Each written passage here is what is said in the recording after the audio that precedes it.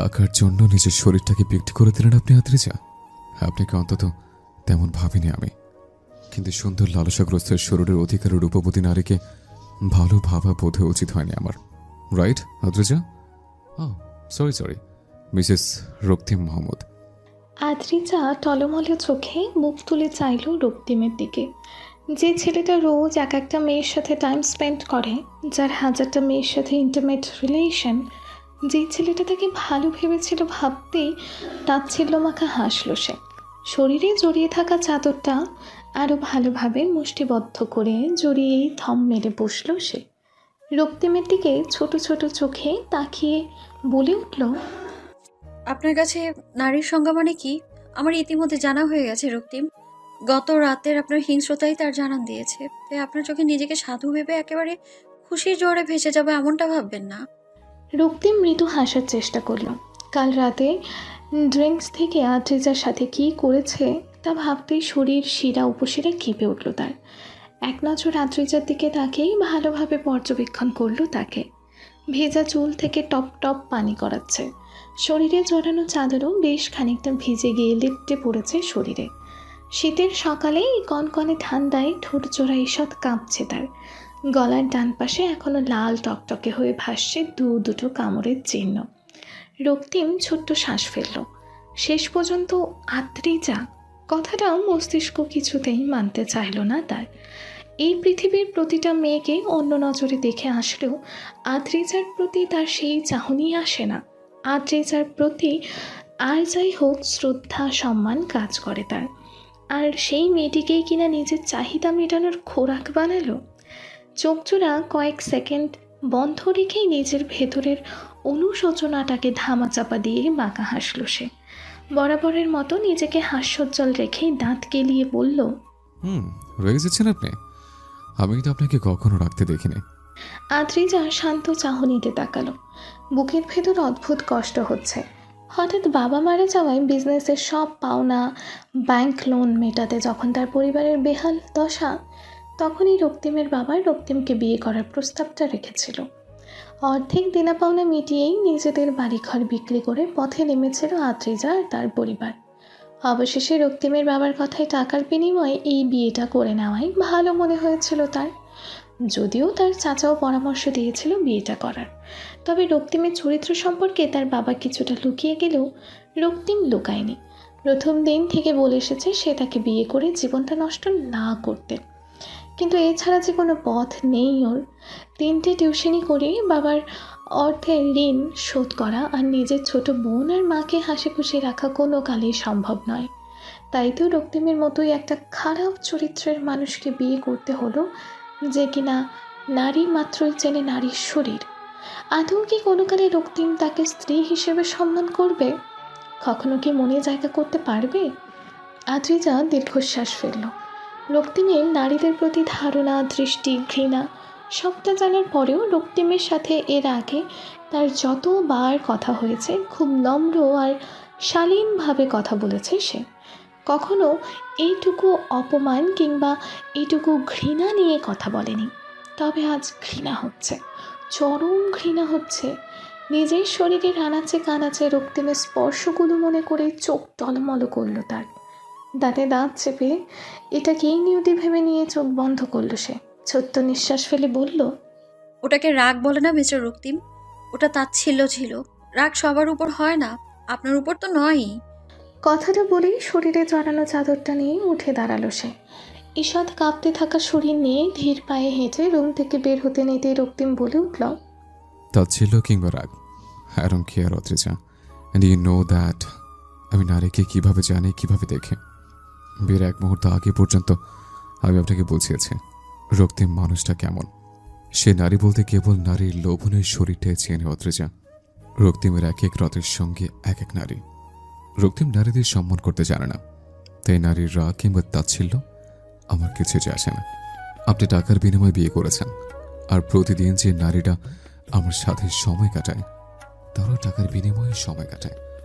So ওদের আমি যে চোখে দেখি আপনাকেও ঠিক সেইভাবেই দেখব। এর থেকে বেশি কিছু আশা রাখবেন না অদ্রিজা। আদ্রিজার চোখ বেয়ে টপার টপ পানি গড়িয়ে পড়ল।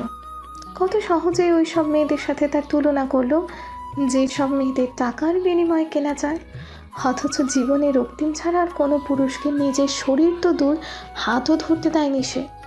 নারীর শরীর ছাড়া কিছু চেনেন না, তাই তো? হ্যাঁ, আমার শরীরটা আপনার জন্যই, আপনার সম্পত্তি। বিক্রি করে দিয়েছি আমি আমার শরীর। আমি তাতে কখনো অভিযোগ আনবো না মিস্টার রক্তিম, কারণ আমি টাকার বিনিময়ে আপনাকে নিজেকে আপনার করে দিয়েছি। এছাড়া বেশি কিছু আমি এমনিতেও আশা করতাম না। রক্তিম ঠোঁট প্রসারিত করে হাসল। প্রখর আত্মসম্মান যার, সেই মেয়েটি নিজের পরিবারের সুখের জন্য নিজেকে বিলিয়ে দিল। অদ্ভুত, মেয়েরা এমনও হয় বুঝেই ঠোঁট বাঁকিয়েই বলে উঠল, টাকার জন্য আজ এমন হয়েছেন, কাল অন্য করে হয়ে যাবেন না। অবশ্যই নারী মাত্রই টাকা, নারীরা টাকা ছাড়া কিছু জানে না। এবং আমি জানি আপনি একদিন আমার জীবন থেকে বিদায় নেবেন, সে দিনটা খুব শীঘ্রই হলে ভালো হয়। আদ্রিজা আগের মতোই তাকিয়ে রইল। নিজেকে আজ খুব ছোট মনে হচ্ছে, খুব। রক্তিম প্রতিটা কথায় তাকে এটা বোঝাতে চাইছে সে লোভী, সে টাকার বিনিময়ে বিয়েটা করেছে। সত্যিটা তো তাই, তবু কেন কষ্ট হচ্ছে? চোখ ভরে পানিরা খেলা করছে কেন তার? মুহূর্তেই চোখ জোড়া বন্ধ করে নিল আদ্রিজা। ততক্ষণে পানি গড়িয়ে পড়ছে গাল বেয়ে। রক্তিম সেই দৃশ্য দেখেই বাঁকা হাসল, অনেকটা তাচ্ছিল্য করেই বলল, কান্না করছেন কেন? আপনি রক্তিম মাহমুদের ওয়াইফ হয়েছেন, আর এত সহজে কষ্ট পেলে চলবে? আপনি ভাবতেও পারছেন না সামনের দিনগুলো আরো কতটা ভয়ঙ্কর কষ্ট দিবে আপনাকে। ঠিক কতটা কষ্ট পাবেন তা ভাবতেও পারছেন না। আদ্রিজা চোখ মেলে চাইল। ভয়ার্থ চাহনিতে রক্তিমের দিকে তাকাতেই রক্তিম বাঁকা হাসল। তার মুখে ফু দিয়ে কপালের ছোট্ট চুলগুলো উড়িয়ে দিয়েই আবারও বলল, মেয়েদের চোখের পানি নাকি পুরুষদের সহ্য হয় না, কিন্তু ইউ নো হোয়াট, আমার আনন্দ হচ্ছে আপনার চোখের পানি দেখে। আদ্রিজা দাঁতে দাঁত চেপে বলল, তবে আমারও তো দায়িত্ব আপনার আনন্দের খোরাক হওয়া। আপনার স্ত্রী হিসেবে সেই দায়িত্বটা পালন করা আমার কর্তব্য। রক্তিম এবার হু হা করে হেসে উঠল। আদ্রিজার থেকে 2 পা পিছিয়ে বলল, স্বামী স্ত্রী এসব সম্পর্কে আমি বিশ্বাসী না, কখনো বিশ্বাসী ছিলাম না। তাই প্লিজ কখনো আমার স্ত্রী হিসেবে নিজেকে সম্বোধন করবেন না। কথাটা বলে আর 1 সেকেন্ডও দাঁড়ালো না রক্তিম। জোর কদমে পা ফেলে দ্রুতই রুম থেকে বেরিয়ে গেল। আর আদ্রিজা তার যাওয়ার দিকেই তাকিয়ে রইল। নারীর প্রতি তার এই ঘৃণার কারণ খুঁজে না পেয়ে হতাশ হলো সে। সাথে নিজের প্রতি জন্মালো একরাশ ক্রোধ আর রাগ। পুরোটা দিন কেমন জানি নিস্তব্ধতায় কেটেছে তার। দিন শেষে মায়ের কোল দেখে কিছুটা খুশি লাগলেও পর মুহূর্তেই খুশিটা নিভে এলো। কল রিসিভড করেই হালকা গলায় কেসে বলল, সরি, খেয়াল করিনি তুমি যে এতগুলো কল দিয়েছো। ওপাশ থেকে তার মা বোধহয় হাসলো, তারপরে বলল, তুই আর তোর চাচা এমনভাবে হুট করে বিয়েটার সিদ্ধান্ত নিলি, কাউকেই তো বলা হলো না। দিহান এসেছিল তোকে খুঁজতে, না পেয়ে চলে গেল। তোর বিয়েতে খুব একটা সন্তুষ্ট নয় বোধহয় ও, না বলাতে বোধহয় রাগ করেছে রে। আদ্রিজার চোখ জোড়া আবারও টলমলো করলো। বুকের ভেতর উতলিয়ে উঠল অনেকগুলো দীর্ঘশ্বাস। যে মানুষটা তাকে এতটা যত্ন করে রেখে দিয়েছিল, একটা সময় নিজের করবে বলে তার অনুভূতির মূল্য সে দিতে পারেনি, আর না রাখতে পেরেছে তার প্রতিজ্ঞা। 4টা বছর পরও দিহান কোনো দিন তার হাতটা পর্যন্ত ধরেনি। আর বিয়ের রাতে রক্তিম তার সাথে এটুকু কথা তো দূর, অনুমতি না নিয়েই শরীর স্পর্শ করলো। অদ্ভুত, সব পুরুষ বোধহয় এক হয় না ভেবেই আদ্রিজা টপাটপ পানি ফেললো চোখ থেকে। মৃদুকণ্ঠে ওহ কথাটা ভুলেই কল কাটল। সামনের আয়নাটায় নিজেকে পরখ করতে করতেই চুলগুলো হাত দিয়ে শক্ত করে ধরল। গলার কাছে কামড়ের দাগগুলো চুল দিয়ে ঘেরা ছিল। চুল সরাতেই তা স্পষ্ট চোখে পড়তেই হুমড়ে বসে পড়ে সে ফ্লোরে। কাঁদতে কাঁদতে বলে উঠল, আমি তো চাইনি এমন কাউকে, আমি তো চাইনি এমন কাউকে যে কিনা মন বলতে কিছুই বোঝে না, শুধু শরীরই তার কাছে সব। প্রতিদিন কত মেয়ের সাথে সে সময় কাটায় আমি জানি না, তবে আমি তো এমন কাউকে চাইনি। তবে আমার সাথে কেন এমন হলো সৃষ্টিকর্তা? আমার ভাগ্যে এমন কেউ কেন? কেন আব্বু মারা গেল? কেন কেন তুমি ছেড়ে চলে গেলে এইভাবে আমায় আব্বু? আমি ওই লোকটাকে কোনোদিনও ভালোবাসতে পারবো না, কোনোদিনও না। তবুও তার সাথে আমার সংসার করতে হবে, তবুও তার সাথে আমার পুরোটা জীবন জড়িয়ে। ওয়াশরুমে দেয়ালে রক্তিমের রক্তের ছাপ। দেয়ালে একের পর এক ঘুষি দিতেই ব্যস্ত সে। হাতের রক্ত গড়িয়ে দেয়াল রাঙা হলো। নিচে ফোঁটা ফোঁটা রক্ত পড়ল, তবু ক্ষান্ত হলো না রক্তিম। নিজের সবটুকু রাগ নিজের হাতের ওপর দিয়েই মেটাচ্ছে। চোয়াল শক্ত করেই তাতে দাঁত চেপে অস্ফুট স্বরে কিছু একটা বলল সে, যা স্পষ্ট বোধ হলো না আদ্রিজার মস্তিষ্কে। রক্তিমের মায়ের কথা অনুযায়ী খাবার দিতে এসেছিল সে এই রুমে ঢুকে রক্তিমের অদ্ভুত এই কাজ দেখেই হতবাক হলো সে। অদ্ভুত চোখে তাকিয়ে রইল বেশ কিছুক্ষণ রক্তিমের দিকে। লোকটা কি এমনই অদ্ভুত, নিজের হাতকে নিজেই এইভাবে ক্ষতবিক্ষত করছে। ব্যথা কি লাগছে না?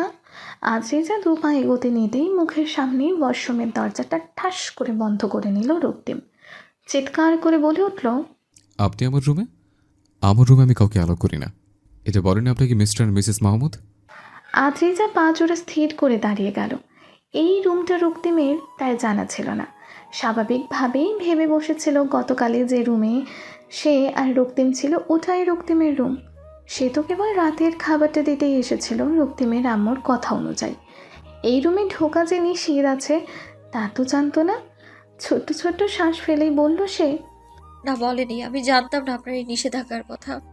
আর এটাও জানতাম না যে এটা আপনার রুম। আমি তো আদ্রিজা বাকিটা বলতে পারল না। ভেতর থেকে বেরিয়ে আসলো রক্তিম, চুলগুলা ভেজা, টপাটপ পানি গড়াচ্ছে কপালে, ধবধবে সাদা লম্বা চওড়া শরীরে, কোমরে একটা তোয়ালে পেঁচানো কেবল।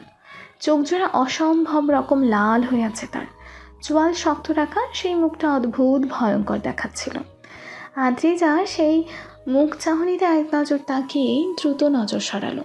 চোখ নামিয়ে রক্তিমের হাতের দিকে তাকাতেই কেঁপে উঠল সে।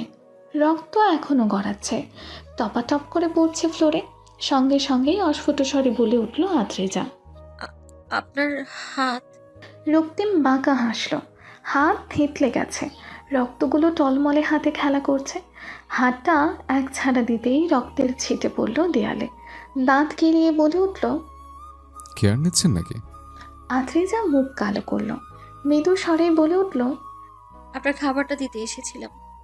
গুড। টেবিলের উপর রেখে চলে যান। আর শুনুন, আর কখনো এই রুমে ঢুকবেন না। সুযোগ পেলেও ঢুকবেন না, কখনোই না। মনে থাকবে? আদ্রিজা মাথা নাড়ল, যার অর্থ তার মনে থাকবে। বলেছিলাম না চলে যেতে? কথা কানে যায়নি আপনার? আদ্রিজা কেঁপে উঠল। এতক্ষণ অন্য এক নজরের সাথে শান্ত ভঙ্গিতে প্রেমালাপ করা লোকটাই হঠাৎ ভয়ঙ্কর হয়ে উঠল। লাল টকটকে চোখ জোড়ায় কঠোর নজর নিক্ষেপ করতে ঈষৎ কেঁপে উঠল আদ্রিজা। ঠোঁট চেপে কিছু বলার আগেই রক্তিম আবারও চেঁচিয়ে বলে উঠল, বলেছিলাম আমার রুমে কাউকে অ্যালাউ করি না। আপনি জোরপূর্বক ঢুকে পড়েছেন। আমি আপনাকে তাও কিছু বলিনি। আপনার জায়গায় অন্য কেউ থাকলে তাকে কতটুকু সাফার করতে হতো তা আপনার জানা নেই। আপনার হাতটা ব্যান্ডেজ করিয়ে নেওয়া প্রয়োজন রক্তিম। আমি ফার্স্ট এইড বক্স। একদম স্টে হওয়ার চেষ্টা করবেন অদ্রিজা, একদমই না। আপনি আপনি আমার এক রাতের সঙ্গে ছিলেন, ব্যাস। এর বাইরে এসব কেয়ার, খাবার নিয়ে আসা, ব্যান্ডেজ করার কোনোটাই করবেন না আপনি। আর যদি মনে করেন এসব করে আপনি আমার মনের জায়গা করতে পারবেন, your wrong Adrija, completely wrong. Raktim Mahmud নারীদের মনে নয়, নারীদের শরীরে বিশ্বাসী, ভালোবাসা নয়, কামনায় আসক্ত। পেছন থেকে নিজের থেঁতলে যাওয়া হাতটা দিয়েই আদ্রিজার বাম হাতটা মুচড়ে ধরে কথাগুলো বলল রক্তিম। হাতের রক্তগুলো মাখামাখি করে লেগে গেল আদ্রিজার হাতে আর পিঠেও। আদ্রিজা হাত ব্যথায় অস্ফুট স্বরে আহ আওয়াজ করতেই রক্তিম বাঁকা হাসল। মাথা নামিয়ে আদ্রিজার কানের কাছে মুখ এনে দাঁত কেলিয়ে বলল, ব্যথা পেলেন অদ্রিজা? আদ্রিজা ঘাড় ঘুরিয়ে রক্তিমের দিকে তাকালো। আদ্রিজা চোখ জোড়া বন্ধ করে ব্যথা সহ্য করার চেষ্টা চালালো, যেন হাতটা ভেঙে গুড়িয়ে যাবে। মাংসপেশিগুলো ব্যথায় তরতর করতেই দাঁতে দাঁত চেপে অস্ফুট স্বরে বলে উঠল আদ্রিজা, হাতটা ছাড়ুন রক্তিম, লাগছে। লাগুক। রক্তিমের নির্বিকারে দেওয়া উত্তরে আদ্রিজা ছটফট করে উঠল। ব্যথায় কাতরে উঠে নিজের হাতটা বার কয়েক টেনে হিঁচড়ে ছাড়ানোর চেষ্টা করলো, কিন্তু এবারও পারল না সে। রক্তিমের মতো মানুষের সাথে পারাটা অবশ্য সম্ভবও নয়। শক্তপোক্ত পেটানো শরীর, আদ্রিজার মতন 2 কি 4 জন এসে তাকে একসাথে মারলেও কাজ হবে না। আদ্রিজা ছোট্ট ছোট্ট শ্বাস ফেলতেই চোখের পানি গড়ালো গাল বেয়ে। কঠিন গলায় বলে উঠল, হ্যাঁ লাগুক, লাগুক। আমিও দেখি কতক্ষণ আপনি এভাবে ব্যথা দিতে পারেন, আর আমিও কতটুকু সহ্য করতে পারি। রক্তিম হু হা করে হেসে উঠল। আদ্রিজার ডান হাতটাও মুচড়ে পেছনে নিয়ে একসাথে চেপে ধরল 2 হাত। তারপর আদ্রিজার কানের কাছে ফিসফিসিয়ে বলল, রক্তিম বলতে মেয়েরা পাগল, কিন্তু ব্যথা সহ্য করে রক্তিমের এতটা কাছাকাছি থাকার সুযোগ হারাতে চাইলেন না। এটা তো পিওর ভালোবাসা। ওয়াও।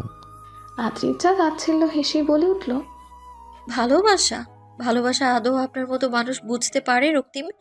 ভালোবাসাটা মনের বিষয়, দুজনের মনের বিষয়। আর সেক্ষেত্রে দেখতে গেলে আপনার না আছে মন, আর না আছে অন্যদিকের মানুষের মন বোঝার ক্ষমতা।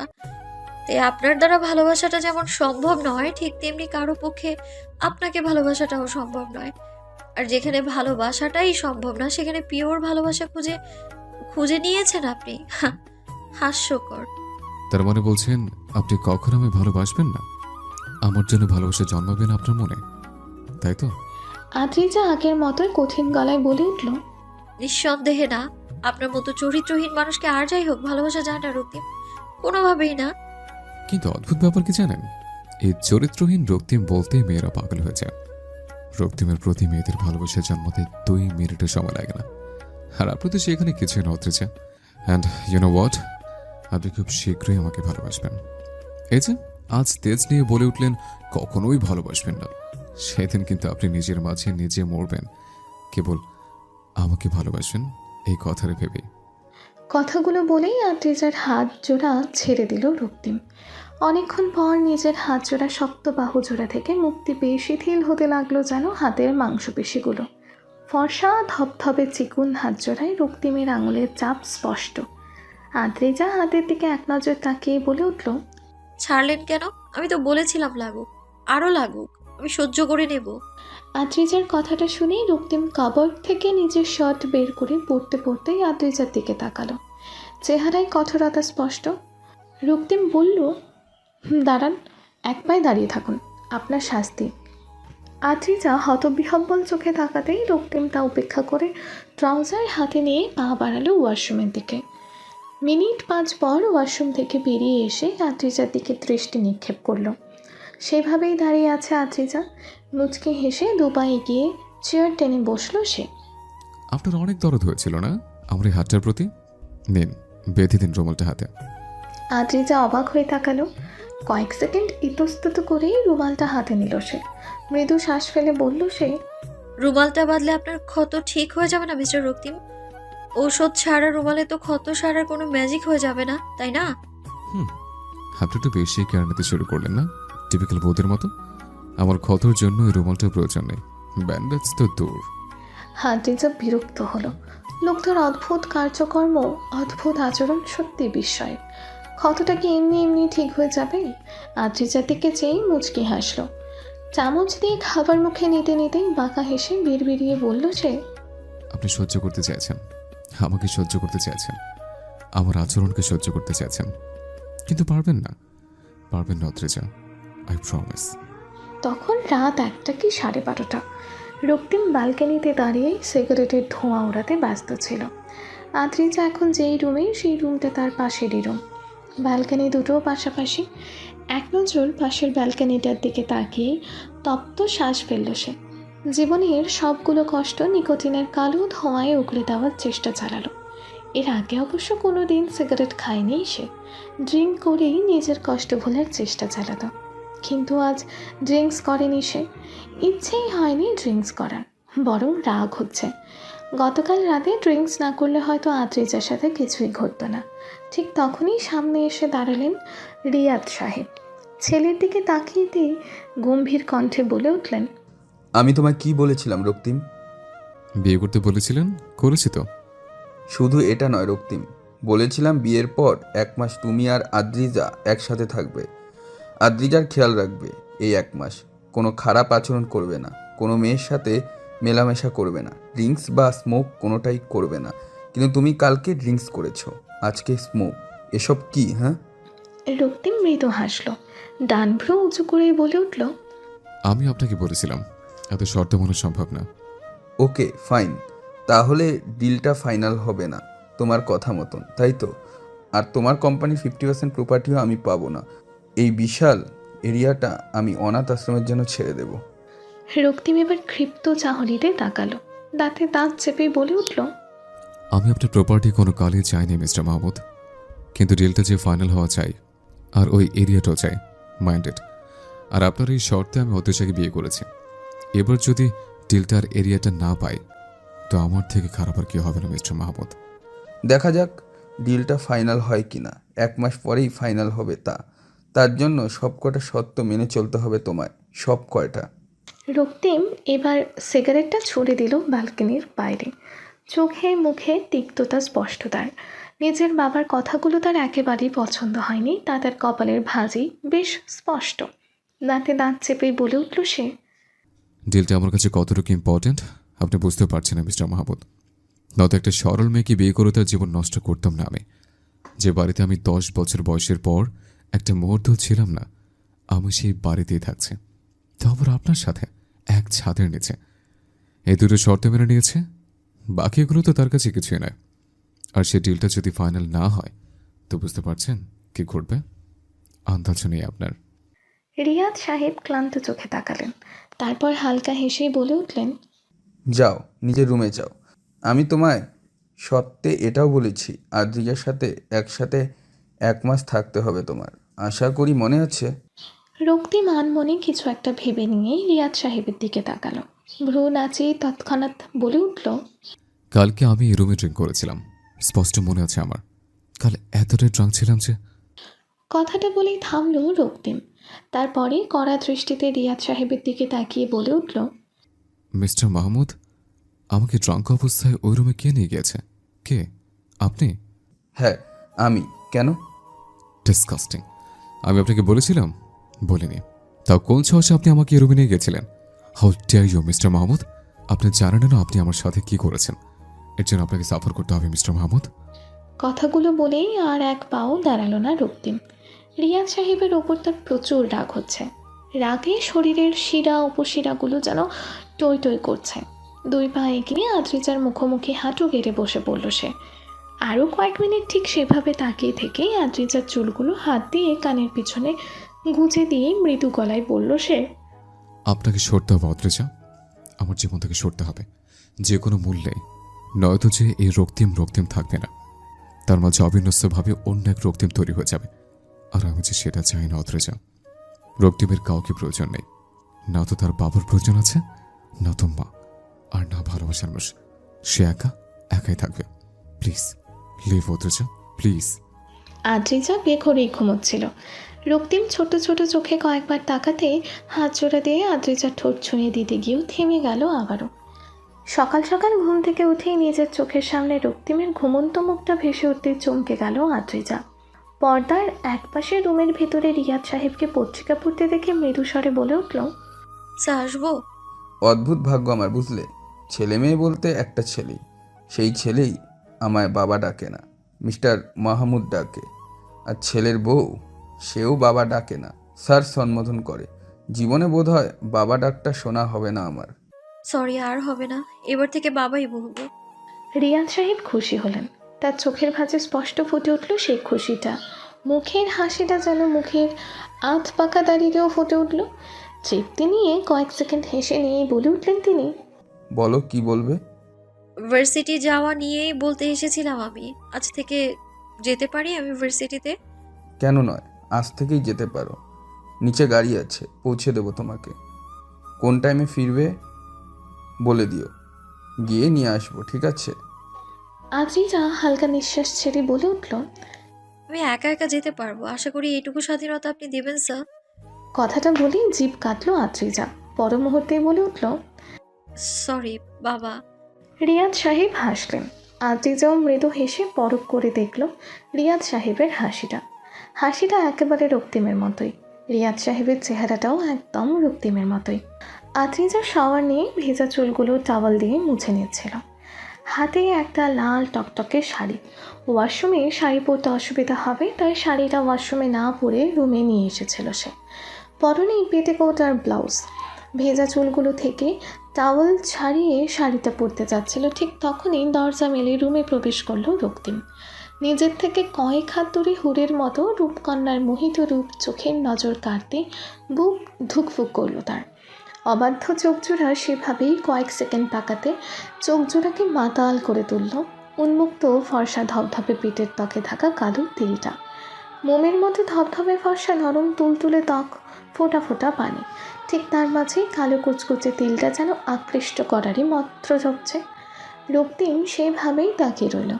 এক্ষুনি তিলটা ছুঁয়ে দিয়ে মসৃণ তাকে ফোঁটা ফোঁটা পানিগুলো মুছে দিলে কী ক্ষতি হয়ে যাবে?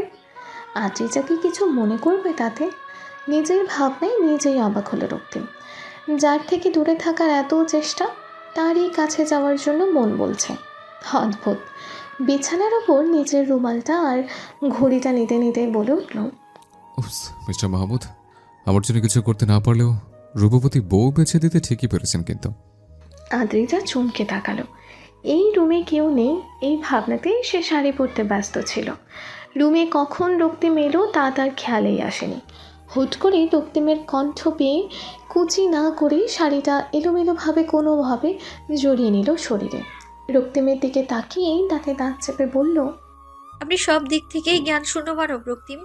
একটা মেয়ের রুমে প্রবেশ করার আগে তার অনুমতি নেওয়া প্রয়োজন। এই বোধ থাকাটা অন্তত উচিত ছিল আপনার রক্তিম। কেন, মেয়েদের রুমে লোকায়িত কিছু থাকে নাকি অদ্রিজা? আদ্রিজা বিরক্ত হলো। কপালে ভাঁজ ফেলে তাকাতেই রক্তিম চোখ টিপল। সরুন সামনে থেকে। রক্তিম হাসল। আদ্রিজার সামনে থেকে সরে এসে হাতে ঘড়ি পড়তে পড়তে বাঁকা চোখে আদ্রিজার দিকে তাকালো।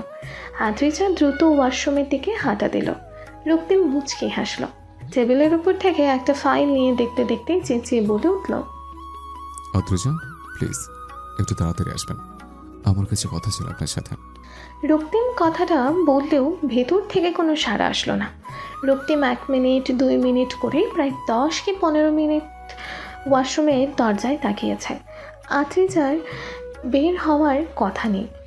অবশেষে যখন বের হলো তখনই আদ্রিজার মোবাইল বেজে উঠল।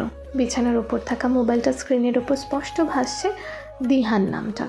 রক্তিম একবার তাকিয়ে মুচকি হাসলো। মোবাইলটা আদ্রিজার দিকে এগিয়ে দিয়েই বলে উঠল, প্রেমিকের সাথে কথা বলে আসুন, আমি অপেক্ষা করছি। আদ্রিজা হতবিহ্বল চোখে তাকিয়ে থাকলো। স্ক্রিনে দিহানের নামটা দেখে শুধু শ্বাস ফেলল। ও আমার প্রেমিক না। আপনার কি মনে হচ্ছে আমি টিপিক্যাল স্বামীদের মতো বউয়ের প্রেমিক আছে শুনে রেগে যাব, কিংবা অভিমান করে কান্নাকাটি করব? হবস, একদমই তা ভাববেন না অদ্রিজা। আপনি সুন্দর মেয়ে, রূপের কমতি নেই। আপনার একটা নয় 10টা প্রেমিক থাকলে অপরাধ হবে না, আর আমি এ বিষয়ে আপনাকে সাপোর্ট করব। আদ্রিজা তেজে চাহনিতে তাকালো। রক্তিমের দিকে দেখলো, চাহনি ফেলেই বলে উঠল, আমাকে কি আপনার মতো হীন চরিত্রের মানুষ বোধ হয়? আপনি 1000টা মেয়ের সাথে সম্পর্ক রাখতেই পারেন, 1000টা মেয়ের সাথে সময় কাটাতেই পারেন, কিন্তু প্লিজ আপনার চরিত্রটা আমার মধ্যে খুঁজতে যাবেন না রক্তিম। আপনি কি রেগে যাচ্ছেন অদ্রিজা? টিপিক্যাল বউদের মতো স্বামীর পাশে অন্য মেয়েদের মানতে কষ্ট হচ্ছে? একদমই না। সে যাই হোক, আমি আপনাকে বলছি, আপনি দিহানের সাথে রিলেশনটা ভেঙে দেবেন না প্লিজ। একটা ছেলে মন ভাঙবেন না প্লিজ। আর তাছাড়া যে বিষয়ে কথা বলতে চাইলাম বলি, আপনাদের বাড়িটা যেটা বিক্রি করে দিয়েছিলেন সেটা ফেরত পাবেন খুব শীঘ্রই, কিন্তু তার বিনিময়ে আপনাকে একটা কাজ করতে হবে। কি সব বলছেন? বাড়িটা বিক্রি করা হয়েছে, তার বিনিময়ে অর্ধেক টাকা শোধ হয়েছে, আর আপনি বলছেন ফেরত পাবো? ফেরত কিভাবে পাবেন তা তো আপনাকে ভাবতে বলিনি, শুধু একটা কাজই করবেন, বিনিময়ে আপনি আপনার বাড়ি পেয়ে যাচ্ছেন, সিম্পল। আদ্রিজা তেজ নিয়ে বলে উঠল, আমি কোনো কাজ করব না, আর বাড়িটাও পাওয়ার লোভ নেই আমার। একদম তেজি গলায় কথা বলবেন না আমার সাথে অদ্রিজা, একদমই না। শুধুমাত্র টাকার লোভে আপনি একটা দুশ্চরিত্র ছেলেকে বিয়ে করে নিলেন, সে বলে ভাবেননি আপনার এই কাজটা করা উচিত নয়? এখন বিয়েটা যখন করেছেন তখন আমার দেওয়ার কাজটা আপনি করতে বাধ্য, বাধ্য আপনি, মাইন্ডেড। কথাটা বলে আর দাঁড়ালো না রক্তিম। আদ্রিজা তাকিয়ে রইল রক্তিমের যাওয়ার পথে। টলমলে হয়ে উঠল চোখজোড়া। হয়তো জীবনের শেষ পর্যায়েও তাকে লোভী সম্বোধনটা পেতে হবে। ভার্সিটিতে এসেই নিজের মাথা ঘুরিয়ে উঠল আদ্রিজার। সবার মুখে একটা প্রশ্ন, দিহানের সাথে সম্পর্ক ছিল যখন, তখন অন্য একজনের সাথে বিয়েতে রাজি হয়ে গেল কেন সে? এভাবে একজনকে ভালোবেসে অন্য একজনকে বিয়ে করে নিল? আরও কত কি! আদ্রিজা ঝাপসা চাহনিতে ক্লাসরুম থেকে বেরিয়ে আসছিল। ভার্সিটির মাঠের কাছে এসে থমকে দাঁড়ালো সে। গেটের কাছাকাছি রক্তিম, এদিকেই আসছে সে। আদ্রিজা মিনমিনে চোখে তাকাতেই দ্রুত এগিয়ে আসলো রক্তিম। আশেপাশে তাকিয়ে বলে উঠল সে, দিহানের অ্যাক্সিডেন্ট হয়েছে অদ্রিজা। আদ্রিজা চারপাশ ভাসা ভাসা হয়ে উঠল। মস্তিষ্ক ফাঁকা লাগছে তার। দিহানের অ্যাক্সিডেন্ট? আদ্রিজার চোখে পানি। চোখ মুখ এক মুহূর্তেই অন্য রূপ ধারণ করেছে যেন। রক্তিমের কথাটাকে চরম রূপে অবিশ্বাস করতে চেয়েও অবিশ্বাস করতে পারছে না সে। হাসপাতালের করিডোরে নেহা সহ দিহানের পরিবারের লোকেরা হাঁটাচলা করছিল। আদ্রিজা হঠাৎ গিয়েই থমকে দাঁড়ালো সেখানে। পা বাড়িয়ে সামনে এগিয়ে যেতেই নেহা এসে ঝাঁপতে ধরলো তাকে। কাঁদতে কাঁদতে বলে উঠল সে, দ্রিজা, দিহান ঠিক হয়ে যাবে তো দ্রিজা?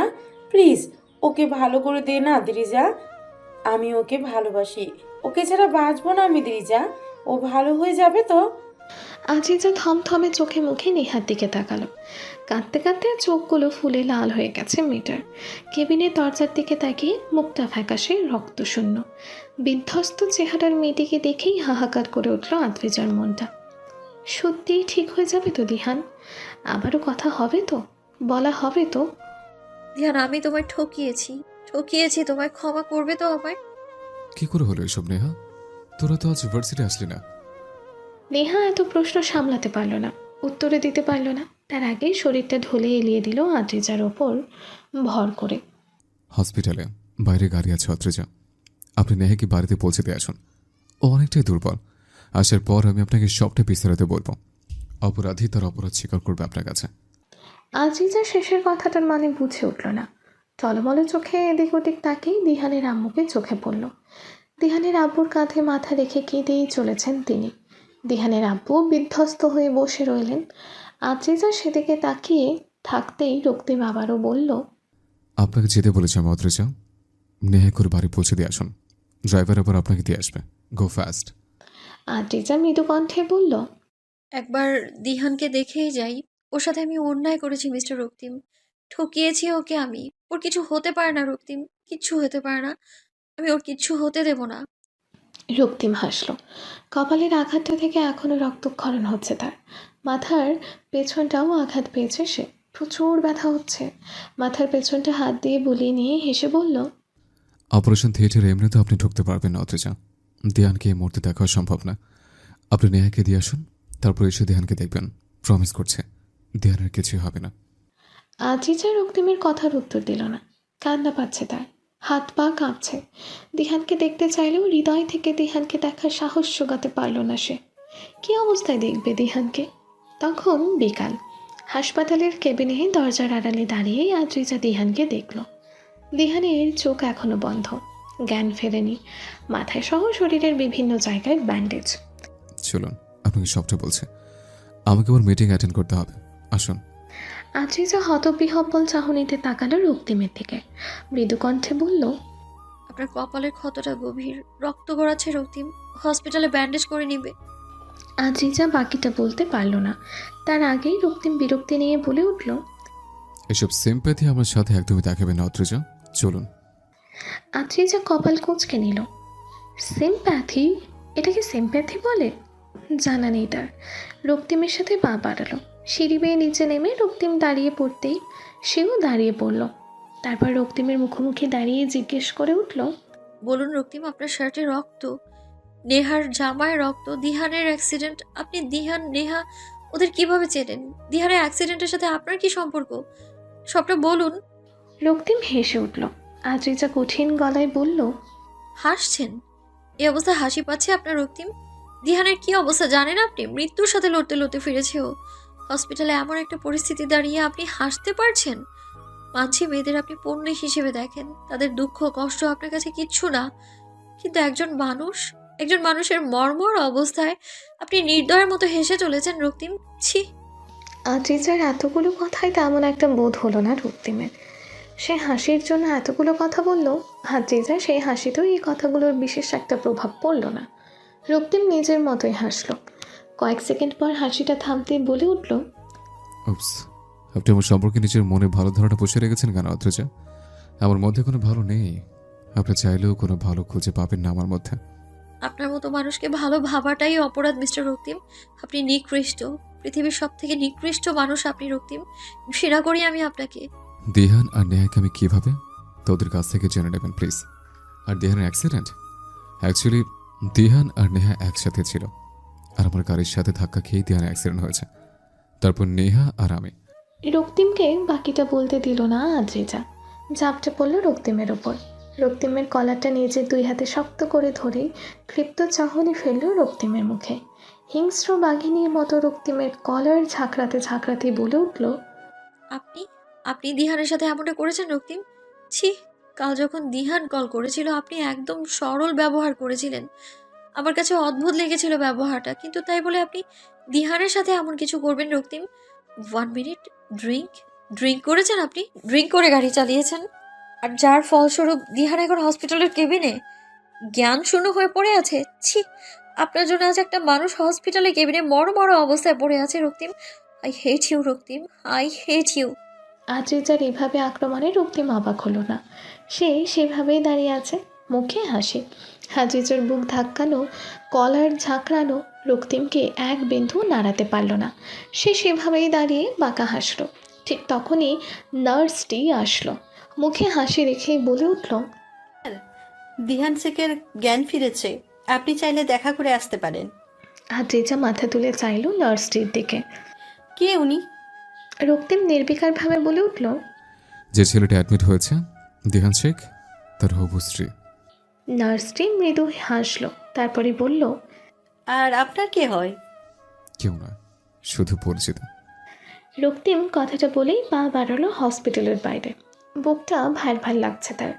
নিজের সব দুঃখগুলো কোথাও ঢেলে দিতে পারলে তো ভালো হতো। সত্যি কি দুঃখগুলো ঢেলে দেওয়া যায় কোথাও? দিহানের জ্ঞান ফিরেছে, চোখে মুখে ক্লান্তির ছাপ স্পষ্ট। মা বাবার দিকে এক নজর তাকিয়ে চোখ ফিরিয়ে আদ্রিজার দিকে তাকালো সে। স্থির নয়নে তাকিয়ে থাকা আদ্রিজাকে দেখেই বুকের ভেতর অদ্ভুত নিয়ম করা সেই ব্যথা জেগে উঠল। ব্যথাটা তীব্র হয়েছে, বলে উঠল, ওই সুন্দর পবিত্র রমণীকেই তুমি ভালোবাসো দিহান, ওই রমণীতেই তুমি আসক্ত। হৃদয় থেকে এই কথাগুলো শুধালেও মস্তিষ্ক গম্ভীরভাবে জানিয়ে দিল তাকে, সে এখন বিবাহিত দিহান, অন্য কারো স্ত্রী। তুমি তাকে ভালোবাসতে পারো না দিহান, সেই অধিকার তোমার নেই। দিহান চোখ মুখ কালো করে দৃষ্টি সরালো দ্রুত। কথা বলার মতন অবস্থায় নেই সে, তবু মন চাইছে আদ্রিজা এসে কিছু বলুক। রাতে আদ্রিজা একটু বসবে? তোমার কিছু কথা বলার ছিল আমার। আদ্রিজা মুখ ঘুরিয়ে চাইল। বার কয়েক নিঃশ্বাস ফেলে রিয়াদ সাহেবের মুখের দিকে তাকিয়ে মৃদু হাসল। আবারও চেয়ারে বসে বলে উঠল, হ্যাঁ বলুন বাবা। একটা প্রতিশ্রুতি দেবে আমায় মা? রক্তিমকে কোনোদিন ছেড়ে দেবে না তো মা? ওকে ছেড়ে কোনোদিন চলে যাবে না তো? কথা দাও প্লিজ।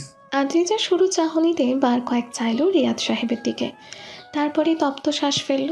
পাশে দাঁড়িয়ে থাকা রিয়াদ সাহেবের স্থির দিকে তাকিয়েও থমকে গেল সে। মহিলার চোখ ছলছল করছে। বিয়ের আগেও তো এমন প্রতিশ্রুতি আমি আপনাকে দিয়েছি বাবা, হঠাৎ আবার এই প্রতিশ্রুতিটাই আদায় করতে চাইছেন? রক্তিম আমার ছেলে আদ্রিজা, ওকে তুমি যেমনটা ভাবছো ও মোটেও তেমনটা নয় আদ্রিজা। কথা দাও ওর সঙ্গে থাকবে পুরোটা জীবন। আমি জানি তুমি পারবে, আমি ওর চোখে তোমার জন্য অনুভূতি দেখেছি। পারবে তুমি। আমরা ওকে এভাবে দেখতে পাচ্ছি না মা। এভাবে দেখতে পারছেন না মানে? কোনভাবে বাবা? উনি তো দিব্যি আছেন, হাসছেন, খাচ্ছেন, প্রেম করছেন, ড্রিঙ্ক করছেন, বেশ আনন্দেই তো আছেন উনি। তবে আর ওনার চোখে অনুভূতি? হাস্যকর বাবা, ওনার মধ্যে কোনো অনুভূতি থাকতেই পারে না বাবা। তবে কি বলুন তো, তবুও আমি ওনাকে ছেড়ে যাব না, কোনো দিনও যাব না। এতটা স্বার্থপর আমি নই বাবা, এতটুকু বিশ্বাস আপনার আমার উপর থাকা উচিত ছিল। আমি আপনাকে আগেই বলেছি ওনাকে কোনোদিন ছাড়বো না আমি। এই প্রতিশ্রুতিতে তো বিয়েটা হয়েছিল। রিয়াদ সাহেবের ক্লান্ত চাহনিতে তাকালো। কিছু বলার আগেই আদ্রিজা উঠে পা বাড়ালো নিজের রুমে। জীবনের এমন একটা অবস্থায় সত্যি বিরক্ত লাগছে তার। সব কিছু কেমন এলোমেলো। 2 দিন আগেও তার জীবনটা বেশ গোছালো ছিল, অথচ অল্প কয়েকদিনের ব্যবধানেই জীবনটা বদলে গেল অদ্ভুতভাবে। রক্তিম নামক পুরুষটার সাথে তার জীবনটা জড়িয়ে গেল অবিচ্ছিন্নভাবে। যেই পুরুষটাকে সে ভালোবাসেনি, না তার কোনো ব্যবহারে মুগ্ধ হয়েছে সে, তবু সেই পুরুষের সাথেই তার জীবন বাঁধা। আদ্রিজা ছোট্ট শ্বাস ফেলল। রুমে ঢুকতেই নাকে নিকোটিনের তীব্র গন্ধ হানা দিল। আদ্রিজা কিছু বলে উঠবে, ঠিক তখনই রক্তিম মোবাইলের ওপাশের ব্যক্তিটাকে বলে উঠল, সুইটহার্ট, অতটা আঘাত পাইনি আমি যতটা তুমি বলছো। তাছাড়া তোমার কথা মতো তো ডক্টরের কাছেও গেলাম, ব্যান্ডেজও করে নিয়েছে। তবে এত চিন্তা করছো কেন? আর রইল তোমার সাথে দেখা করার কথা। আজও তো তোমার সাথে দেখা হলো বেব। 1 মাস পর এমনিতেও তোমার কাছে পুরোপুরি ব্যাক করবো, নো টেনশন। এনিওয়েজ, বেশি রাত জাগা ভালো না বেব। Good night. আদ্রিজার মুখে বিরক্তির ছাপ স্পষ্ট হয়ে উঠল কথাগুলো শুনে। বিরক্তি নিয়েই বলে উঠল, মিস্টার রক্তিম। রক্তিম ঘাড় ঘুরিয়ে চাইল। আদ্রিজার ঘৃণা, রাগ, কষ্ট, বিরক্তি মিশ্রিত দৃষ্টিটার দিকে একবার তাকিয়েই মুচকি হাসল। মোবাইলের ওপাশের ব্যক্তিটাকে বলে উঠল, ধুর, তুমি আমার প্রিয়তমা। মেয়েটা কেউ না, শুধু পরিচিত কেউ। আদ্রিজা কুঞ্চিত ভ্রু নিয়ে তাকিয়ে রইল। রক্তিম যে তাকে জড়িয়েই কথাগুলো বলছে তার বুঝতে বাকি রইল না। শুধু পরিচিত, আর কোনো সম্বোধন কি আধো দিতে পারতো না রক্তিম? কি ব্যাপার বলুন তো, লোকের জুড়ে আমার প্রিয় নাম শুনছিলেন? একদমই না। আপনার প্রিয়তমা আর আপনার এইসব ন্যাকামো মাখা কথা শোনার মতো নিচু মানের ইচ্ছে নেই আমার। রেগে যাচ্ছেন? আদ্রিজা তেজ নিয়ে তাকালো, তিক্ত কণ্ঠে বলল, রেগে যাব কেন আমি? আপনার প্রেমিকা কেমন, কি রকম, কোথায় থাকে তাতে বিন্দুমাত্র আগ্রহ নেই আমার। তবে আপনার প্রেমিকা যেমনই হোক না কেন, সে আপনাকে ডক্টর দেখাতে রাজি করিয়েছে, এইটুকু অন্তত ভালো করেছে। অন্যরা বলে তো আপনার সিম্প্যাথি মনে হয়, তাই না? রক্তিম সরু চোখে তাকালো, তারপর বলল, আপনার সাথে তার তুলনা হয় না অদ্রিজা।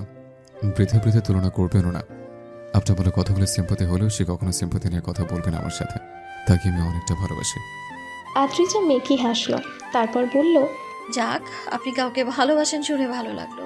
এনিওয়েজ, সিগারেটটা ফেলে দিন। যদি সিগারেট নিয়ে ধোঁয়া উড়াতেই চান তো বাইরে যান, আর নয়তো সিগারেটটা ফেলে দিন। আমি সিগারেটের গন্ধ সহ্য করতে পারি না, মাথা ব্যথা করে আমার। রক্তিম হেসে উঠল আদ্রিজার কথা শুনে। সিগারেটটা না ফেলে দিয়ে ঠোঁটের মাঝে নিয়ে টান দিল। মুখ দিয়ে ধোঁয়া উড়িয়ে মুচকে হেসে বলল, কি ভাবছেন, আপনার কথা মতো সিগারেটটা ফেলে দেব? দেওয়া উচিত? হ্যাঁ, উচিত। অবশ্য আপনার মধ্যে উচিত অনুচিত বোধ থাকলে তো। রক্তিম হু হা করে হেসে উঠল এবার। অন্ধকারের আবছায় রক্তিমের হাসিটা অদ্ভুত মাদকতায় ছুঁয়ে গেল আদ্রিজার মনকে। দেহানের সাথে কথা বলেছেন? শুনলাম এখন কথা বলার মতো অবস্থায় আছে দেহান। ডক্টরও কথা বলে অনুমতি দিবে, বলবেন কথা? আপনি চাইলে এখন গিয়ে দেখা করে আসতে পারেন। হঠাৎ দিহানের প্রসঙ্গ নিয়ে কথা বলছেন কেন? আমি তো দিহানের সম্পর্কে আপনাকে কিছু জিজ্ঞেস করিনি। আর দিহানের সম্পর্কে আপনি কিছু বলবেনও না রক্তিম। আপনার মতো মানুষের মুখে দিহান সম্পর্কিত কথা একদম মানায় না। রক্তিম মুচকি হাসলো, উঠে দাঁড়িয়ে আদ্রিজার মুখোমুখি দাঁড়িয়ে দাঁত কেলিয়ে হাসলো। আদ্রিজার পেছনে দেয়ালে দুই হাত রেখে আদ্রিজার সামনাসামনি দাঁড়ালো। মাঝখানে কয়েক ইঞ্চি দূরত্ব রেখে ফু দিয়ে উড়িয়ে দিল আদ্রিজার কপালে আসা চুলগুলো। তারপরে বলল, আমার প্রতি আপনি এতটাই ইন্টারেস্টেড যে আমি কেমন তাও জেনে নিয়েছেন? কাছাকাছি রক্তিমকে উপস্থিতিতে নিঃশ্বাস ঘন হয়ে উঠল তার। সরে দাঁড়ান রক্তিম। না সরলে? আদ্রিজা তাচ্ছিল্য নিয়ে হাসলো, তারপরই বলল, না আসলে কিছুই করব না। আপনি যা ইচ্ছে তাই করতে পারেন আমার সাথে রক্তিম। আমি আপনার কাছে নিজেকে বিক্রি করে দিয়েছি, ভুলেই গিয়েছিলাম তা। সরে দাঁড়াতে বলার জন্য দুঃখিত। রক্তিমের মুখচাহনি তৎক্ষণাৎ পাল্টে গেল। শক্ত হয়ে উঠল চোয়াল। হাত ছোড়া দেয়াল থেকে সরিয়ে নিয়ে আদ্রিজার দিকে দু পা পিছিয়ে দাঁড়ালো। গম্ভীর কণ্ঠে বলল, সরে গেলাম, ঠিক এভাবেই সবকিছু থেকে সরে যাব। আদ্রিজা রক্তিমের কথার মানে বুঝল না। রক্তিম রুমে ঢোকার পরও আরও প্রায় আধা ঘন্টা ব্যালকনিতে দাঁড়িয়েছিল আদ্রিজা। মাথা ব্যথা করছে প্রচুর। ডান পাশ ফিরে রক্তিমের মুখের দিকে তাকিয়ে বিরক্ত হলো আদ্রিজা। কপাল কুঁচকে তাকিয়ে রইল সেদিক পানে। রক্তিম সেই দৃষ্টিটা খেয়াল করলো কিনা কে জানে, তবে সেইভাবেই টাইপ করতে করতে বলে উঠল, এইভাবে না তাকিয়ে কি বলবেন বলে ফেলেন। আদ্রিজা তাতে দাঁত চেপে বলল, আপনার সিগারেটের গন্ধে মাথা ব্যথা শুরু করেছে সেই কখন থেকে। মাথা ব্যথা কমানোর জন্য ঘুমের প্রয়োজন আমার মিস্টার রক্তিম, কিন্তু আমার ঘুমটাও বোধহয় আপনার সহ্য হয় না। তাই তো লাইটটা জ্বালিয়ে কাজ করছেন। আমি ঘুমোতে পারছি না মিস্টার রক্তিম। রক্তিম এবার ভ্রু কুঁচকে তাকালো আদ্রিজার দিকে। গুটি গুটি হয়ে শুয়ে আছে। আমার সিগারেটের ধোঁয়ায় আপনার যতটুকু মাথা ব্যথা তৈরি হয়েছে তার থেকে সহস্রগুণ ব্যথা আপনি আমার মস্তিষ্কে তৈরি করেছেন। তাহলে বলুন, আপনাকে কিভাবে ঘুমোতে দেয় যেখানে আমার ঘুম আমাকে গ্রহণ করছে না আপনার দেওয়া ব্যথার জন্য? আমার দেয়া ব্যথা? আপনার মস্তিষ্কে তৈরি করেছি ব্যথা? কি বলছেন রক্তিম? আমি আপনাকে ব্যথা দিয়েছি? রক্তিম ঠোঁট টেনে হাসল, ভ্রু নাচিয়ে বলল, কেন মিথ্যে বলছে অদ্রিজা? হ্যাঁ, মিথ্যেই বলছেন। আপনি কোনো সত্যি কথা বলতে পারেন নাকি রক্তিম? রক্তিম এবার সোজা হয়ে বসলো। ল্যাপটপে কিছু একটা টাইপ করেই ল্যাপটপটা অফ করে পাশে রেখে দিল। আদ্রিজার দিকে ফিরে বলল, অ্যাকচুয়ালি ইউর রাইট, আমি পৃথিবীর শ্রেষ্ঠ মিথ্যেবাদী, অন্তত আপনার ক্ষেত্রে। আর আপনি আমার সেই মিথ্যেতেই দৃশ্যমান থাকবেন। আদ্রিজা অবাক হয়ে তাকিয়ে রইল। সত্য মিথ্যে রক্তিমের বলা কথাগুলোর কোনো মানে খুঁজে না পেয়ে বিরক্তি নিয়ে বলল, অ্যাজ ইউ উইশ। লাইটটা অফ করবেন? এর থেকে তো ভালো আকাশের তারা দেখে আব্বুকে উপলব্ধি করা। আকাশের তারে আপনার বাবা নেই অদ্রিজা। ওইসব মিথ্যে বিশ্বাস করবেন না। তারাই তারার মাঝে কখনো মা কিংবা বাবা থাকে না। ওসব তো আমাদের ঠকানোর জন্য বলে থাকে সবাই। ওসব ফাও কথা। বিশ্বাস করবেন তো ঠকবেন অদ্রিজা। আদ্রিজা কিচ্ছু বলল না। রক্তিম নামক মানুষটার সাথে শুধুই কথা বলছে সে। আদ্রিজা তীক্ষ্ণ চাহনিতে তাকালো। এতক্ষণ ধরে ঘুমানোর কথা বলছে সে, অথচ রক্তিম এই মাত্র জিজ্ঞেস করছে ঘুম দরকার কিনা। আশ্চর্য! দাঁতে দাঁত চেপে রক্তিমের দিকে তাকিয়ে বলল সে, না। রক্তিম বাঁকা হাসলো। আদ্রিজার হাতটা সেভাবেই ধরে রেখেই বলে উঠল, উফ, রেগে যাচ্ছেন কেন আপনি? আপনার ঘুম দরকার, আমারও ঘুম দরকার। আপনার ঘুম না আসার কারণটা যদি আমি হই, তো আমার ঘুম না আসার কারণটা আপনি। তো ইকুয়াল না? চলুন একটা ডিল করি। আপনার ঘুমের জন্য আমি লাইট অফ করে দেব। বলুন, আপনার ঘুমানোর কি ব্যবস্থা করতে পারি? রক্তিম মুচকি হাসলো। লাইটের সুইচটা অফ করে দিয়ে লম্বা চওড়া শরীরটা হিলিয়ে দিল বিছানায়।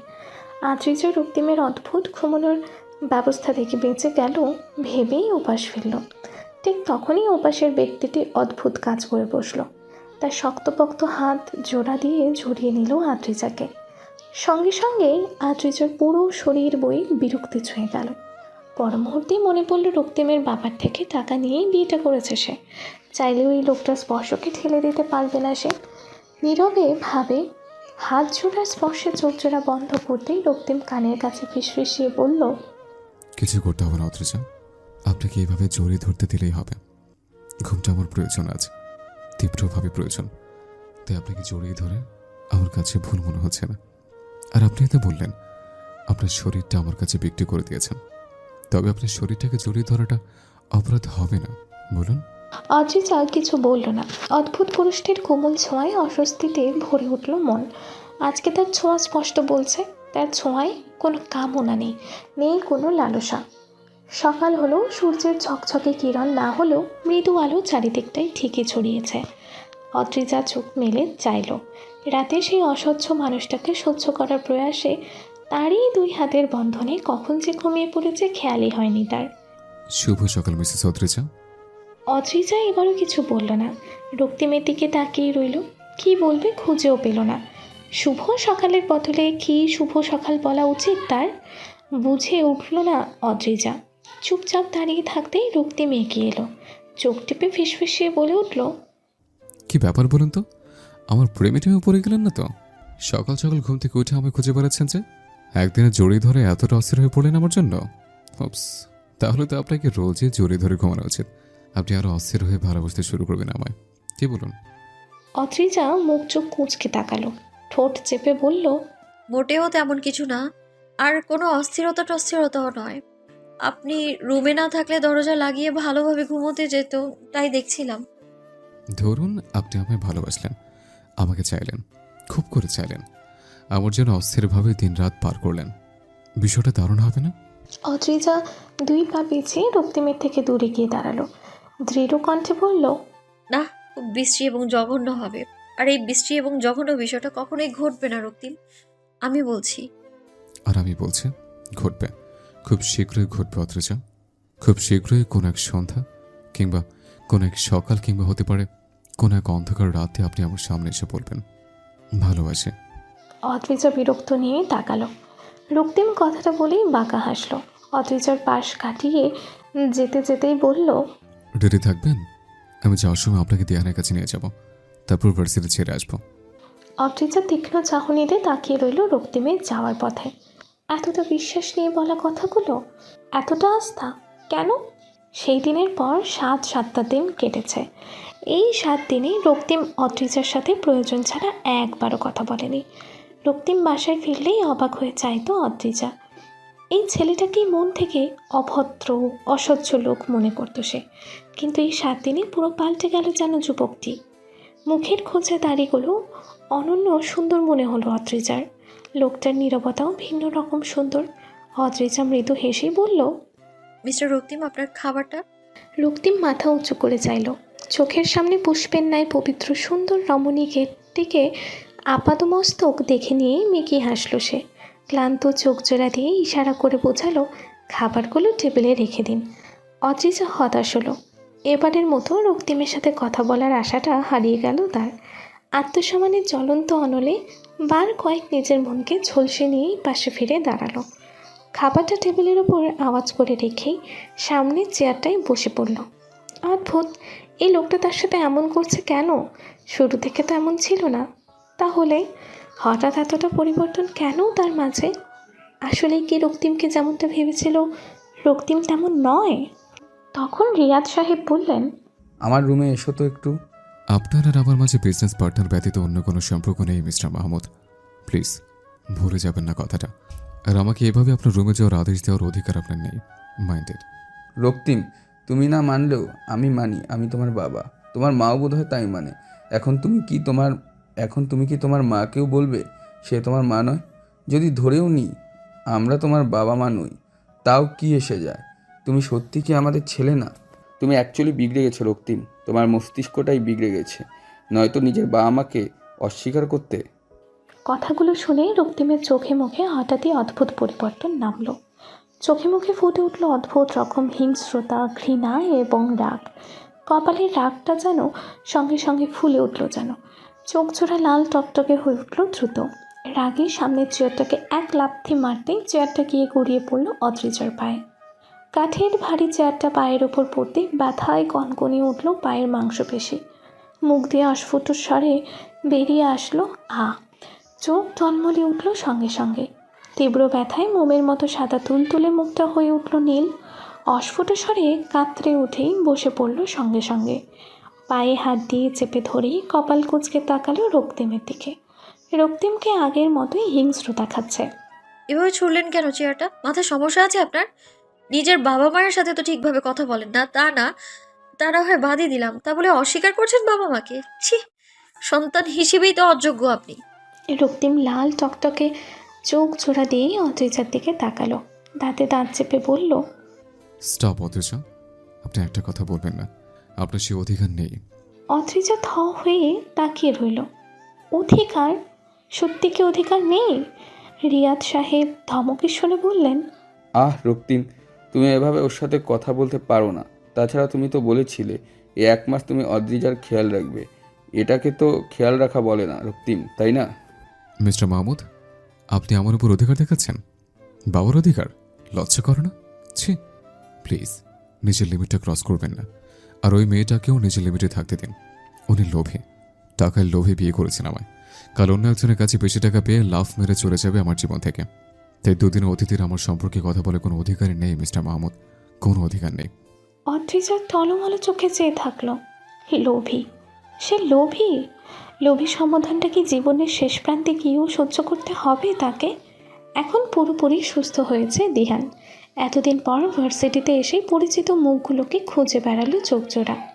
অদ্রিজা নামক মেয়েটিকে দেখার অপেক্ষা করতে না পেরেই দ্রুত ক্লাসরুমে ঢুকলো। কিন্তু চোখজোড়া খুঁজে পেল না অদ্রিজাকে। সঙ্গে সঙ্গে হৃদয় থেকে বেরিয়ে আসলো দীর্ঘশ্বাস। এভাবে অসুস্থ হওয়ার পরও অদ্রিজা একবারও তার সাথে কথা বলল না, কথা বলার প্রয়োজন বোধও করল না।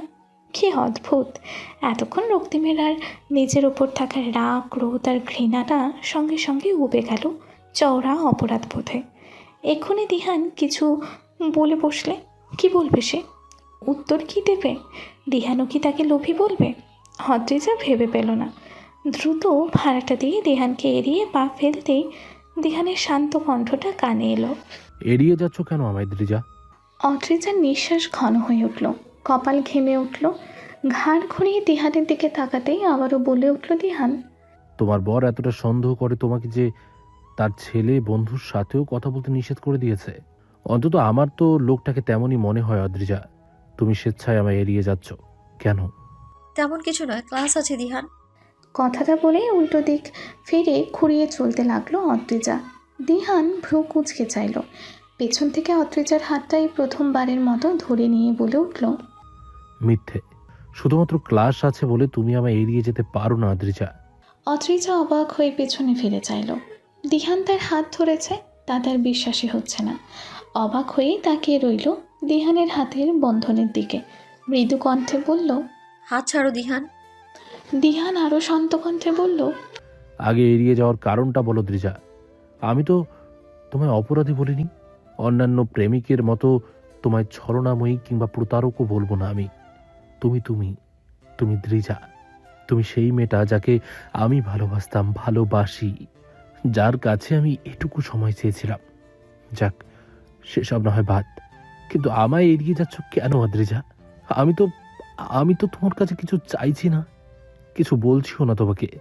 তোমার জীবন সঙ্গী হিসেবে তুমি যাকে চুজ করেছো তাকেই জীবন সঙ্গী করছো, এতে আমার বিন্দুমাত্র কমপ্লেন নেই। কিন্তু প্লিজ আমাকে এড়িয়ে যাবে না আদ্রিজা। আমাকে আগের মতোই বন্ধু মেনে কথা বলবে, এটুকু চাওয়া রাখতে পারবে প্লিজ? অদ্রিজা শান্ত চাহানিতে তাকিয়ে রইল। দিহান আবারও বলল, আমি চাই তুমি যেখানেই যার কাছেই থাকো ভালো থাকো দ্রিজা, তবে আমাকে এড়িয়ে যেতে পারবে না, প্রমিস। সম্পর্কটা আগের মতোই বন্ধুত্বের থাকবে। অবশ্য তোমার কাছে আমি বন্ধু ব্যতীত অন্য কিছু ছিলামও না কোনো কালে, তাই না? অদ্রিজা মুখ টিপে হাসল, তারপরই বলল, আর এড়িয়ে যাব না দিহান। দিহান মুচকি হাসল। অদ্রিজার খুঁড়িয়ে হাঁটাটা আগেই লক্ষ্য করেছিল সে। ডান পায়ে লাল টকটকে জায়গাটাও চোখে পড়েছিল। এতক্ষণ সে বিষয় না বললেও এবার বলল, কেঁদেছ? পায়ে ব্যথা পেলে কিভাবে? পায়ে ব্যথা পেলে এতটা কাঁদতে হয় নাকি দ্রিজা? অদ্রিজা মুগ্ধ চাহনিতে তাকিয়ে রইল। এই ছেলেটা তাকে এত কেন বুঝে, এত কেন ভালোবাসে? সব কিছু না বলতেই কেন বুঝে যায় এই ছেলেটা, জানা নেই তার। কিন্তু এই ছেলেটাকে সে তার জীবনে পায়নি, এটাই আক্ষেপ। এই স্বভাবের কোনো ছেলে কেউ পায়নি। যাকে পেয়েছে সে কেবলই আঘাত করতে পারে, দুঃখ দিতে পারে। কিছুটা দূরেই রক্তিম দাঁড়িয়ে নিরন্তরভাবে তাকিয়ে রইল অদ্রিজার দিহানের বাহু বন্ধনের দিকে। কতটা ভালোবেসে হাতটা আঁকড়ে ধরেছে দিহান। রক্তিম তাচ্ছিল্য নিয়ে হাসল, চোখ জোড়া দিয়ে তীক্ষ্ণ চাহনি ফেলল অদ্রিজার দিকে। কি সুন্দর মুখে হাসি! এই মেয়েটা তার সামনে এভাবে কখনো হেসেছে? মনে পড়ে না রক্তিমের। বাম হাতের ঘড়িতে সময় দেখেই অদ্রিজার দিকে আরেকবার চাইল সে। ঠিক তখনই অদ্রিজার সাথে চোখাচোখি হয়ে গেল রক্তিমের। সঙ্গে সঙ্গে দিহানের হাতটাকে ছাড়া দিয়ে হাতে ছাড়িয়ে নিল অদ্রিজা। রক্তিমের দিকে তাকিয়ে ছোট্ট শ্বাস ফেলল। লোকটা কি অন্য কিছু ভাবছে তাকে নিয়ে? দিহান আর তার সম্পর্কে অন্য কিছু ভাবছে না তো? দু পা বাড়িয়ে রক্তিমের কাছে যাবে, তখনই দিহান আবারও অদ্রিজার হাতটা চেপে ধরল। শান্ত কণ্ঠে বলল, হাতটা ছাড়িয়ে নিলে দ্রিজা, আবারও এড়িয়ে যাচ্ছ আমায় কেন? অদ্রিজা চোখ ফিরিয়ে চাইল, কপাল কুঁচকে নিয়েই বলল, আগে কখনো এভাবে হাত ধরতে না তুমি দিহান। বারবার এভাবে হাত কেন ধরছো তুমি? দিহান মুচকি হাসল, হাতটা ছাড়ল না, সেভাবেই ধরে রেখেই বলল, ভয় নেই, আমি তোমায় আবার আঁকড়ে ধরে রাখতে চাইব না আদ্রিজা। হ্যাঁ, আগে তোমার হাত কখনো ধরিনি, হয়তো সেই কারণেই তুমি আমার হলে না, তোমায় ধরে রাখতে পারলাম না। অদ্রিজা দীর্ঘশ্বাস ফেলল। এতক্ষণ চাপা থাকা অপরাধ বোধটা তরতর করে বেড়ে উঠল এবার। দিহানের দিকে সরু চাহনিতে তাকাতেই দিহান হাতটা ছেড়ে দিল। মৃদু কণ্ঠে বলল, সরি, আর কখনো এই বিষয়ে কথা বলবো না আমি, হাতও ধরবো না। বাই আদ্রিজা। অদ্রিজা কী বলবে বুঝে উঠল না। চোখ জোড়া বন্ধ করেই বার কয়েক শ্বাস ফেলল সে। দিহান উল্টো পথে পা বাড়িয়েছে ততক্ষণে। অদ্রিজা চোখ খুলে দিহানকে পেছন থেকে দেখে নিয়ে উল্টো দিকে ফিরল। রক্তিম সেখানেই দাঁড়িয়ে আছে এখনো। আপনি আমার ভার্সিটিতে আমার পিছু পিছু চলে এসেছেন, কেন এসেছেন? রক্তিম ভ্রুজোড়া কুঁচকে চাইল অদ্রিজার দিকে। চোখে মুখে ফুটে উঠল তীব্র বিরক্তির ছাপ। ঘড়িতে এক নজর সময় দেখে নিয়ে গম্ভীর কণ্ঠে বলল, এনি প্রবলেম? অদ্রিজা হতাশ হলো। ভেবেছিল রক্তিম তাকে সরি বলবে, নরম গলায় বলবে, ব্যথা পেয়েছেন? তখনকার ব্যবহারটার জন্য আমি দুঃখিত অদ্রিজা, ক্ষমা করে দেবেন আমায় প্লিজ।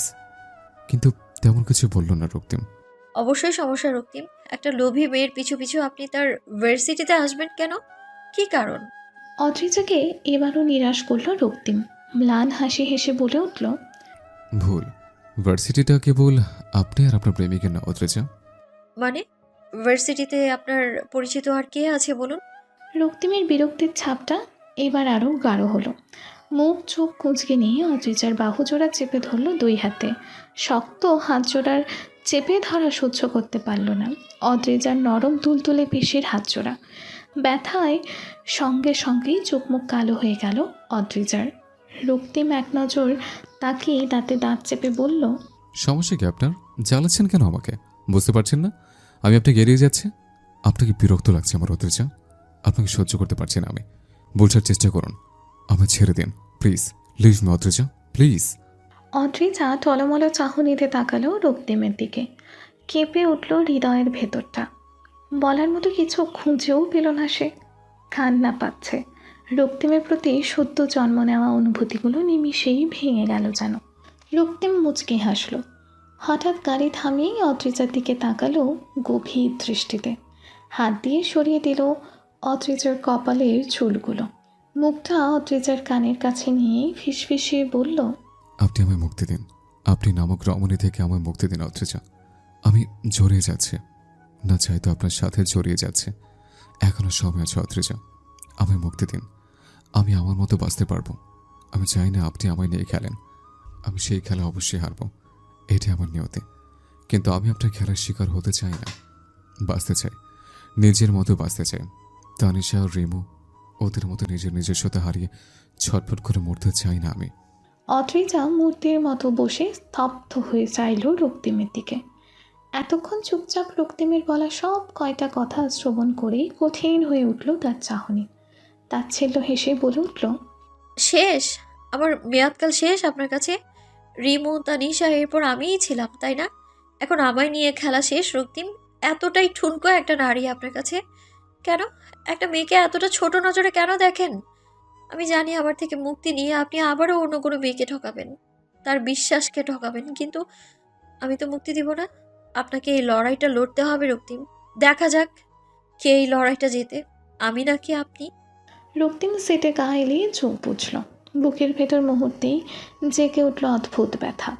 নিজের পাশে বসে থাকা রমণীটির কাছে এভাবে ভিক্ষুকের মতো চেয়েও মুক্তিটা পেল না সে। তবে কি এতদিন সে যেভাবে সবার অনুভূতিকে নিয়ে যেভাবে মানুষকে ভেতর থেকে ভেঙে দিয়েছে, সেভাবে সেও ভাঙবে? সেও সেভাবে মিশে যাবে হাজারটা কষ্ট নিয়ে? শীতের সকাল মানেই কুয়াশাচ্ছন্ন কোনো এক শীতল সকাল। আদ্রিজার মুগ্ধ চাহনিতে জানালার পর্দা সরিয়ে বাইরে তাকালো। চারিদিকটা ঝাপসা দেখাচ্ছে। দূরের গাছগাছালিগুলো আবছা হয়ে মিশে গেছে। মুখ দিয়ে যেন বের হলো না একটা অক্ষরও। লতানো শিখার মতো লতিয়ে পড়ল যেন সেই লোকটার বাহুবন্ধনে। হাত জোড়া দিয়ে শক্ত করে খামচে ধরল জানালার পর্দা। রক্তিম মুচকি হাসল। আদ্রিজার শাড়ির তল দিয়ে হাত জোড়া দিয়ে জড়িয়ে ধরল মসৃণ পিঠের ধবধবে ফর্সা ত্বক। মুচকি হেসে মৃদু কণ্ঠে বলে উঠল, আজকে সকলটা কেন যেন ভিন্ন রকম সুন্দর অদ্রিজা। আর কিছু মুহূর্ত পর বোধ হয় আরো সুন্দর হবে আমার জন্য। আর আপনার জন্য? আপনার জন্য কি ততটাই সুন্দর হবে? অদ্রিজা বুঝল না কিছুই। রক্তিমের হঠাৎ এমন আচরণেরও কোনো মানে খুঁজে পেল না সে। বিয়ের রাতটা ছাড়ার কোনো দিন রক্তিম তাকে অনুমতি না নিয়ে স্পর্শ করেনি। মাঝখানে একটা দিন কেবল জড়িয়ে ধরে ঘুমিয়েছিল। অদ্রিজা মাথা ঘুরিয়ে রক্তিমের মুখটা চাইতে চাইলেও সম্ভব হলো না। রক্তিম আরও শক্ত করে জড়িয়ে ধরল তাকে। মুখটা তার কাঁধে ভালোভাবে গুজে নিল। ঘোর লাগানো কণ্ঠে বলে উঠল, উফ, সোজা হয়ে দাঁড়িয়ে থাকুন তো অদ্রিজা। আমাকে একটু শান্তি মতো খুঁজতে দিন প্লিজ। অদ্রিজা চুপ হয়ে দাঁড়িয়ে গেল। রক্তিম যে কাল রাতেও ঘুমায়নি তা তার কাছে স্পষ্ট। না ঘুমিয়ে কি করে থাকে? কেনই বা ঘুমায় না এই লোকটা? অদ্রিজা বুঝে উঠে না। উসখুস করে বলে উঠল, এমন কেন করছেন আপনি? বললাম তো শান্তি চাই, শুনতে পাননি? অদ্রিজা হতাশ হয়ে শ্বাস ফেলল। চোখ মুখ শক্ত করে জানালা দিয়ে নিরন্তর চেয়ে রইল বাইরের ঝাপসা শহরটার দিকে। রক্তিম কয়েক মিনিট চুপ থেকে সেভাবেই রইল, অদ্রিজার ঘাড়ে মুখ গুজে।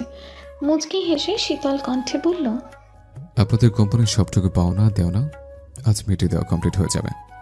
আপনার পাওনাটুকু কমপ্লিট হয়ে যাবে আজ। আর আপনার বাড়িটাও ফেরত পেয়ে যাবেন দিন কয়েক পর। আপনার কাজ এবার শেষ। অদ্রিজা হকচকিয়ে উঠল। আপনার জীবন থেকে আমি যাব না রক্তিম। 1 মাস পর বা 1 বছর পর আমি যাচ্ছি না আপনার জীবন থেকে, বুঝতে পেরেছেন? রক্তিম বাঁকা হাসল। ফেচল গলায় বলল, কেন, ভালো টালো বাসেন নাকি আমাকে? অদ্রিজা তাচ্ছিল্য নিয়ে হাসল। রক্তিমের দিকে কঠোর চাহনিতে তাকিয়ে বলল, আপনাকে ভালোবাসা যায় না রক্তিম। ভালোবাসতে চাইলেও আপনাকে ভালোবাসা সম্ভব নয়।